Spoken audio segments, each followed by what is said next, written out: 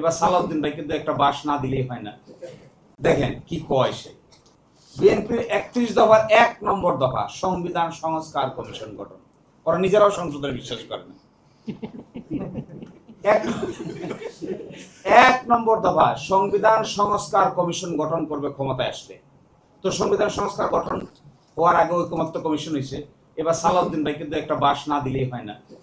দেখেন কি কয় সে।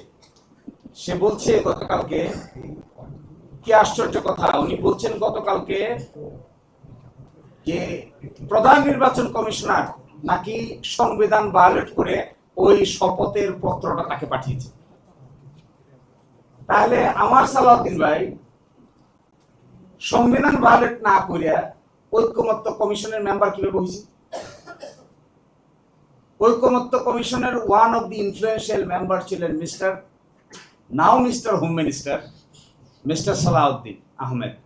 তো মিস্টার সালাউদ্দিন আহমেদ এখন যে হোম মিনিস্টার হয়েছেন, ঐকমত্য কমিশনের বিএনপি রিপ্রেজেন্টেটিভ ছিলেন।